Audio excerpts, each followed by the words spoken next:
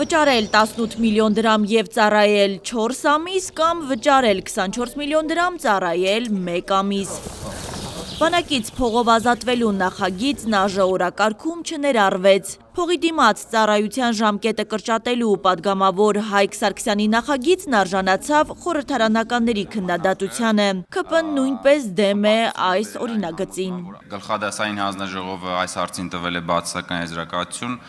թե հանձնաժողովի նիստից առաջ և թե հանձնաժողովի նիստից հետո քաղաքացիական պայմանագրի խմբակցությունը մանրամասն քննարկել է այս նախագիծը, նախագծի առանձին դրույթներ, սակայն այնուհանդերձ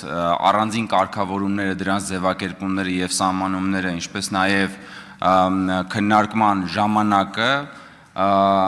խմբակցությանը բերել այն համոզման, որ այս նախագիծը այս պահին այս տեսքով չենք կարող ընդունել, քաղաքացիական պայմանագրի խմբակցությունը դեմ է քվեարկել այս նախագծին։ Առաջնորդվելով վարչապետի հանձնարարականներով կշարունակեմ աշխատել մեր գործընկերների հետ, որպեսզի հնարավորինս շուտ կարողանանք այն բարեփոխումները եւ այն ուղենիշերը, որ վարչապետն է դրել մեր առաջ եւ կառավարության ծրագրում առկա են, դրանք կարողանանք կյանքի կոչել։ Հայաստան խմբակցության պատգամավոր Արծվիկ Մինասյանին հետաքրքրում է, ինչու է իր նկատմամբ քրեական հետապնդման վերաբերյալ միջնորդությունն ԱԺ օրակարգում քննարկման դրվել որպես վերջին հարց։ Մինասյանը հեգնում է, Փաշինյանի ցանկությունը չեք կատարում։ Նիկոլ Փաշինյանը այս ամբիոնից սպառնում էր եւ քրեական հետապնդման ցուցումներով հայտարարություններ էր անում, որին անհագուրդ ցանկությունը բավարարելու ձգտումով Աննա Վարդապետյանը, գլխավոր դատախազը, շատ արագ ապալ-թապալ ներկայացրել է քրեական հետապնդման մասին ինձ, իմ նկատմամբ միջնորդությունը։ Հաշվի առնելով այդ հրատապությունը, պարոն Սիմոնյան, ինչու է դրվել օրակարգի հաջորդականության որպես վերջին հարց, իմ հարցի մասն եմ հարցնում ես։ Մեկ ասում եք ապալ-թափալ, մեկ ասում եք եկեք շուտ քննարկենք, նախ կողմնորոշվեք, հիմա ապալ-թափալ եք ուզում, շուտ եք ուզում, թե չեք ուզում ընդհանրապես։ Իսկ ինչ վերաբերվում է որոշում կայացնելուն, հարգելիներս, դուք ունեք խորհրդում տեղ։ Դուք խորհրդի նիստին չեք գալիս, արդեն որերորդ տարին է, գալիս եք 1000-ից 1, կարամ ասեմ, որ դեպքերում եք գալիս, բայց կարծում եմ դուք էլ չեք ուզենա, որ բարձր ասեմ, որ դեպքերում եք գալիս, եւ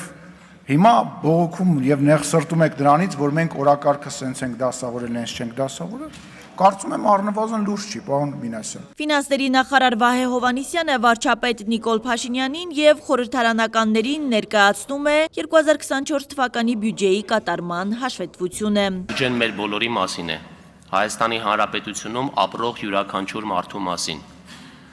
Վարչապետն ասաց, որ բյուջեի ծախսային մասի շահառուն ենք մենք բոլորս, առանց բացառության։ Ես ուզում եմ ավելացնել, որ բյուջեի ձևավորման մասնակիցը եւս բոլորս ենք, առանց բացառության։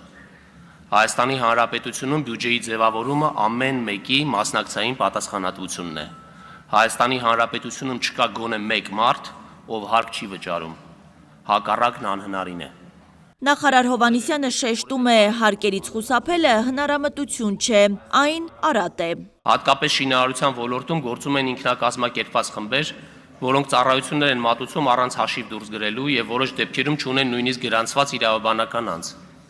Հիշեցնում եմ, որ նման գործունեությունը համարվում է ապօրինի ձեռնարկատիրություն եւ այն քրեորեն հետապնդելի արարք է, պատիժը ընդհուպ ազատազրկում։ Ընդգծում եմ նորից, մեր պարտականությունը հարկային ստվերը կրճատելն է, ոչ միայն բյուջեի ֆինանսավորումն ապահովելու համար, այլ նախ եւ առաջ պարտաճանաչ հարկ վճարողների իրավունքները պաշտպանելու, հասարակության մեջ արդարության զգացումը ապահովելու եւ շոշափելի դարձնելու համար։ Ֆինանսների նախարարը նշեց, որ 2024 թվականի բյուջեի պլանավորած դեֆիցիտը 4,6% էր, սակայն փաստացի իրականացվել է 3,7%։ Ֆինանսների նախարարությունը պլանավորում է մինչև 2030 թվականը բյուջեի դեֆիցիտը հասցնել մինչև 1%-ի, ասաց նախարարը։ Հարց ու պատասխանի ժամանակ պատգամավոր Հովիկ Աղազարյանը դիմում է նախարարին։ Դուք նորից բերում եք որպես արգումենտ, որ ավտոներկրողների շուկան այս տարի անցած տարի քիչ է եղել եւ այդ պատճառով էլ հնա հարկեր հարաբերակցությունը փոքրացել է։ Հիմա դուք ֆինանսների նախարար եք արդեն 22 թվականից։ Բա մենք անալիզ անում եք, թե ոնց եղավ, որ այդ ճյուղը կտրվեց, դուրս մղվեց տնտեսությունից, որի պատճառով համ